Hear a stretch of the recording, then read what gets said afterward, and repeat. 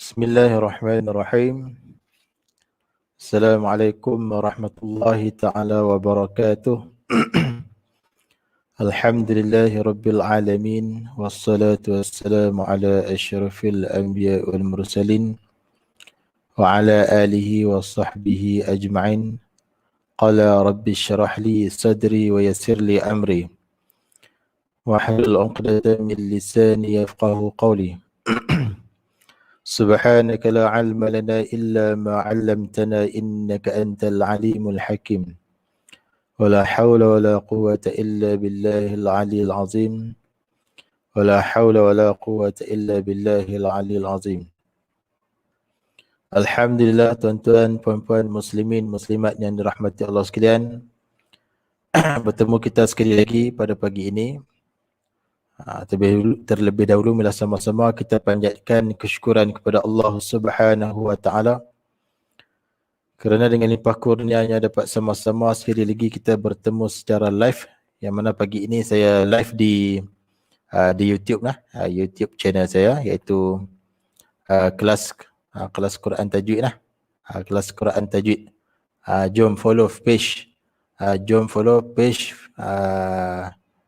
dan YouTube channel lah. Nama ada kelas Quran Tajwid.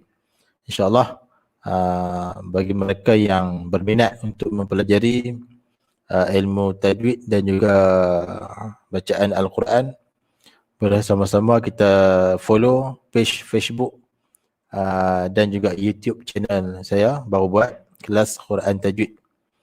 Yang mana dalam page ini ataupun channel ini saya membuat live mengajar Al-Quran. Ada ketika saya mengajar baca Al-Quran dan huraian hukum tajwid, dan ada ketika saya live mengajar tajwid. Iaitu ilmu tajwid adalah satu ilmu yang membincangkan cara-cara untuk memperbetulkan bacaan kita. Cara-cara untuk memperbetulkan bacaan kita lah, insyaAllah. Okey.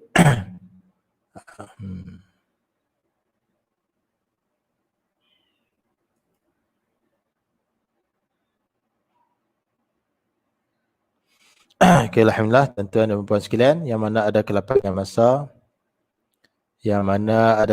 masa, bolehlah kita sama-sama bermuzakarah ataupun ulang kaji balik berkaitan dengan hukum tajwid.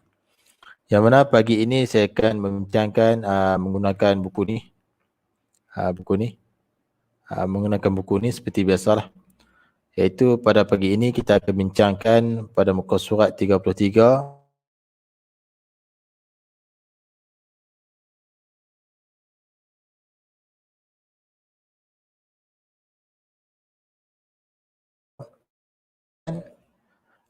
Jika di dalam Al-Quran kita terlihat ataupun terjumpa dengan ayat-ayat yang mana huruf sin kecil berada di atas sad, maka bacaannya wajib kita baca dengan sin.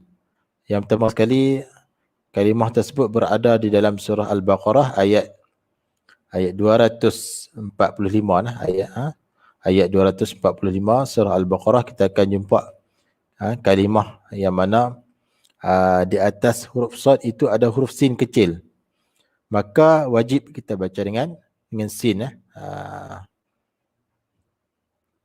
Maka wajib kita baca dengan huruf sin. Contoh dia dalam surah Al-Baqarah ayat 245, kalimah wa yabsutu. Kalau ikut asalnya ejaannya waw ya ba sad ta, wa yabsutu. Tetapi di sini ada huruf sin kecil, ada huruf sin kecil berada di atas, sa itu, maka kita wajib baca dengan sin. Contoh bacaannya, wallahu yaqbidu wa yabsutu wa ilaihi turja'un. Wajib dibaca dengan huruf sin. Wallahu yaqbidu wa yabsutu wa ilaihi turja'un. Dalam surah Al-Baqarah ayat 245. Kalau kita tak pernah mengaji, kita akan keliru lah. Nak baca sin kan, nak baca sad ni. Kalau sin kecil di atas sad, nak baca sin kan, baca sad. Baca sin baca sin. Baik, kemudian dalam surah Al-A'raf ayat 69 pun ada juga. Dalam surah Al-A'raf ayat 69 Okey, contoh dah. Fil khalqi bastah. Fil khalqi bastah. Pakai dengan sin. Bastah.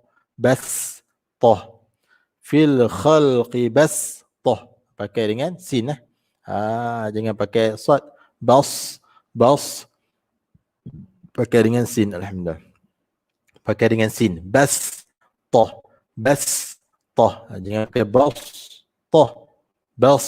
Itu huruf sad. Baik. Kemudian dalam surah At-Tur ayat 37 yang tu ada huruf sin di bawah sad. Kalau huruf sin di bawah sad macam mana pula? Baik, kalau huruf sin di bawah sad kita boleh pilih sama ada nak baca sad ataupun baca sin. Boleh pilih. Tapi kalau sin di atas sad wajib kita baca dengan sin. Kalau sin di bawah sad wajib dibaca dengan kalau sin di bawah sad boleh pilih sama ada nak baca sad ataupun baca sin. Tapi sad itu lebih diutamakan lah. Dalam surah At-Tur ayat 37 contoh dah. Am indahum khazainu rabbika am humul musaytirun. Itu huruf sad. Lebih afdal lah. Ataupun kita nak baca sin pun boleh juga. Am indahum khazainu rabbika am humul musaytirun. Boleh. Boleh lah. Boleh kita baca dengan sin. Baik, kemudian surah Al-Ghashiyah ayat 22. Surah Al-Ghashiyah ayat 22 Surah Al-Ghashiyah ayat 22. Lasta alaihim bimusaytir. Lasta alaihim bimusaytir. Ataupun nak baca dengan sin. Lasta alaihim bimusaytir. Baca dengan sin pun boleh. Baca dengan sad pun boleh. Tapi lebih diutamakan dengan huruf sad. Okey, seterusnya. Seterusnya pelajaran yang ke-12. Mad fathah dibaca dengan pendek. Dia kata mad fathah dibaca dengan pendek. Kalau ikut tu asal dia huruf mad tu baca panjang lah 2 harakat. Tetapi di sini yang mana di atas huruf mad itu khususnya alif dia ada tanda bulat kecil maka dibaca pendek. Kalau kita jumpa di dalam Al-Quran yang mana di atas alif tu ada bulatan kecil, maka di situ tidak boleh baca panjang. Di situ tidak boleh baca panjang. Kat situ kena baca pendek. Kat situ kena baca pendek, jangan baca panjang lah. Baik. Dia kata di sini mad fathah yang boleh dibaca pendek apabila dibaca terus, yakni wasal. Dan ianya mengandungi makna saya. Ana lah, ana. Contohnya perkataan ana. Yang mana hamzah, nun, alif. Yang mana di atas alif tu ada bulatan kecil, maka kat situ tidak boleh dibaca panjang kerana di situ kita panggil harfuz ziyadah, huruf ziyadah, huruf tambahan. Yang pertama sekali dalam surah Al-Kafirun ayat 4. Wala ana 'abidum ma 'abadtum. Abadtum. Tu. Jadi pada perkataan ana tu tidak boleh dibaca panjang. Jangan kita baca wala ana tu panjang, jangan, tak boleh. Tu tak boleh. Kat situ dipanggil harfuz ziyadah. Huruf tambahan tidak dibaca pada ketika wasal ataupun waqaf. Wala ana 'abidum ma 'abadtum. Kemudian dalam surah Al-An'am ayat 104 pun ada juga. Contoh dia. وَمَا أَنَا عَلَيْكُمْ بِحَفِيظ. Tu. Ana tu dibaca dengan pendek. Dalam surah Az-Zuhruf ayat 81 pun ada juga. Qul in kana lirrahmani waladun fa ana awwalul abidin. Baik. Fa ana tu dibaca dengan pendek lah, jangan baca panjang. Seterusnya dalam surah Al-A'raf ayat 143 pun ada juga. Qala subhanaka tubtu ilaika wa ana awwalul mu'minin wa ana baca pendek lah na tu. Dalam surah Hud ayat 35 pun ada. Qul in iftaraituhu fa'alayya ijrami wa ana bari'un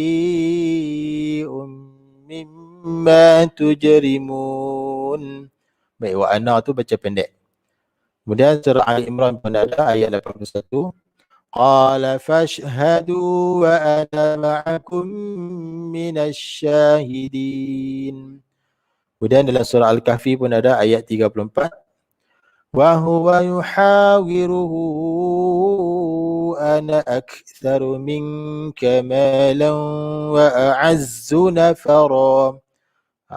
Maka na itu dibaca pendek. Sekali lagi kesimpulannya, bila kita jumpa mana-mana ayat di dalam Al-Quran yang mana terdapat huruf alif yang di atasnya ada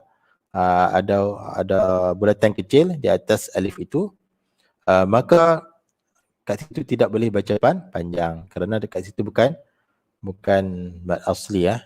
Kat situ kita panggil harfu ziyadah, tidak dibaca ketika wasal ataupun waqaf. Baik.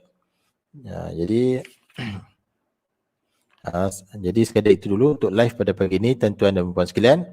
Sekali lagi saya menggalakkan tuan-tuan dan puan sekalian yang mana yang berminat untuk mengaji Quran, sama ada tajwid ataupun bacaan Al-Quran, bolehlah follow page Facebook dan juga YouTube channel saya, iaitu Kelas Quran Tajwid nama dia. Type saja. Pada Facebook type Kelas Quran Tajwid, insya-Allah akan naik lah. Manakala YouTube, Facebook pula page yang samalah, nama dia Kelas Quran Tajwid. Insya-Allah sama-samalah kita follow, sama-samalah kita memperbetulkan bacaan Al-Quran kita, insya-Allah. Jadi tuan-tuan dan puan sekalian, sekadar itu dulu untuk live pada pagi ini, insya-Allah.